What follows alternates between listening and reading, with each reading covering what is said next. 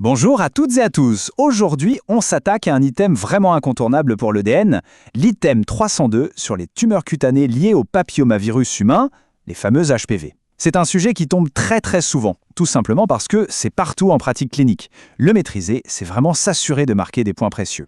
Allez, c'est parti. Alors voilà le programme qu'on va suivre pour tout maîtriser. On va commencer par les bases, la physiopathologie du virus, c'est essentiel. Ensuite, on passera à la clinique pour apprendre à reconnaître les différents types de verrues avec un gros plan sur la distinction classique entre myrmésier et mosaïque. Après ça, on verra les pièges et les diagnostics à ne surtout pas manquer, puis les stratégies de traitement et on finira par une synthèse super ciblée pour l'examen. On commence tout de suite par les fondamentaux. Ok, commençons par la base de la base, la définition. L'infection HPV, c'est une infection virale qui est extrêmement fréquente. Le plus souvent, elle donne des lésions totalement bénignes, qu'on appelle les verrues. Mais, et c'est là que ça devient crucial, il faut toujours garder en tête son potentiel oncogène. Ce risque de transformation en cancer, il est surtout connu pour les muqueuses, mais il existe aussi pour la peau. Et ça, c'est un point de vigilance majeur, surtout chez les patients immunodéprimés. Parfait. Maintenant, plongeons un peu dans la science fondamentale. Pour vraiment bien comprendre les verrues et comment on les traite, il faut d'abord comprendre comment le virus fonctionne et qui il touche. C'est la clé de tout le reste. Le cycle du virus HPV, il peut prendre 3 chemins différents dans nos cellules.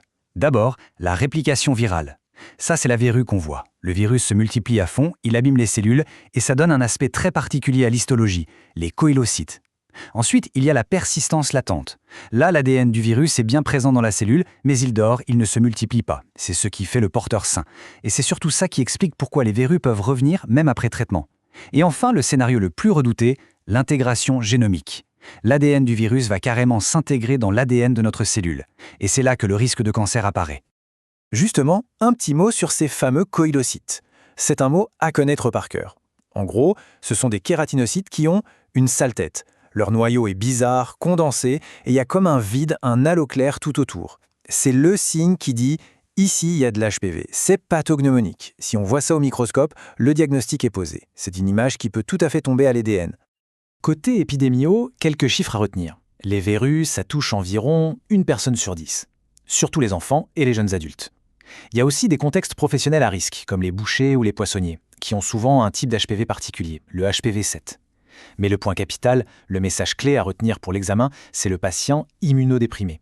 Chez une personne greffée ou séropositive pour le VIH, les infections sont beaucoup plus fréquentes, plus étendues et surtout, le risque de cancer de la peau est bien plus élevé. Ça impose une surveillance très stricte.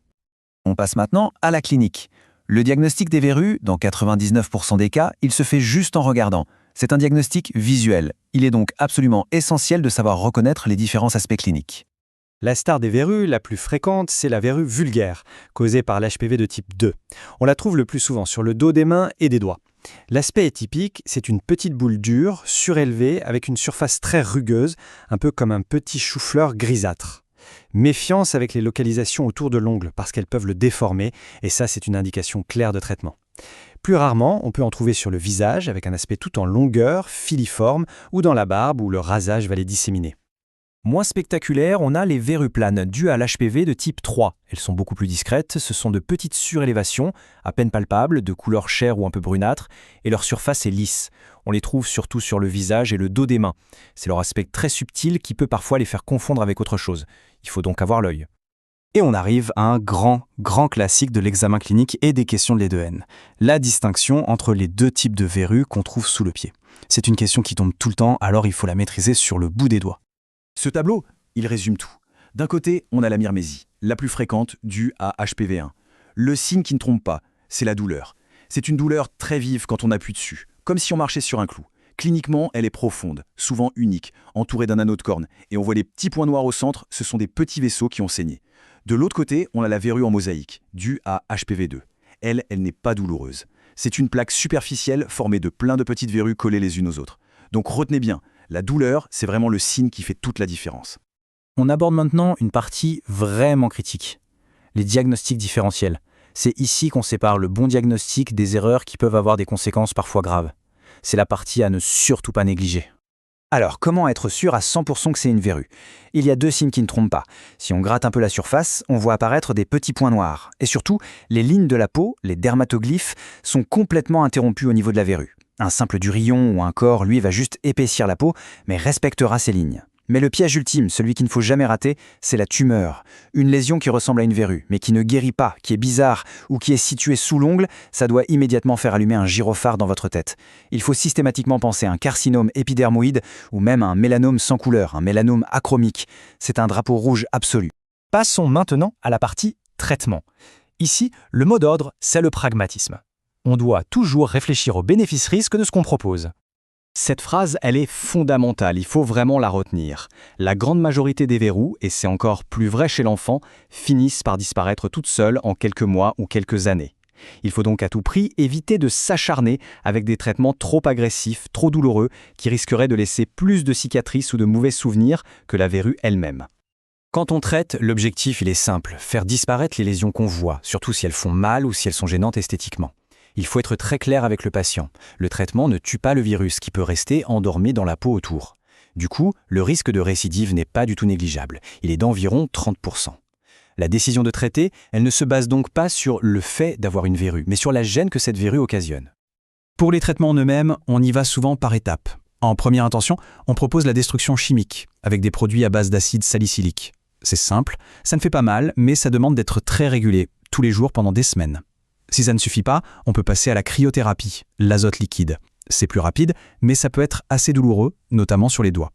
Et en dernier recours, pour les cas vraiment rebelles, il y a le laser CO2. Ça se fait sous anesthésie locale, mais ça peut laisser une cicatrice et les récidives restent possibles. Le choix se fait donc vraiment au cas par cas. On arrive à la fin. Pour conclure, voici la synthèse des points absolument essentiels. C'est la diapositive à photographier avec ses yeux et à graver dans sa mémoire pour le jour J. Alors, on récapitule. Point numéro 1, l'immunodépression est le grand facteur de risque. Point 2, le diagnostic est clinique, il se fait à l'œil nu. Point 3, il n'y a pas un traitement parfait, pas de consensus. Point 4, comme ça guérit souvent tout seul, on évite l'acharnement thérapeutique. Et enfin, point 5, le traitement est toujours personnalisé. Il s'adapte à la verrue, à l'endroit où elle est et au patient. Et pour finir, je vous laisse avec une question pour bien ancrer ce réflexe au capital. Si on a une lésion qui ressemble à une verrue, autour d'un ongle, et qui résiste à des traitements bien faits, quel est le diagnostic grave qu'il faut absolument évoquer? La réponse, c'est le carcinome épidermoïde. C'est un piège classique, il ne faut jamais tomber dedans. Voilà pour aujourd'hui. Merci de votre attention et bon courage pour les révisions.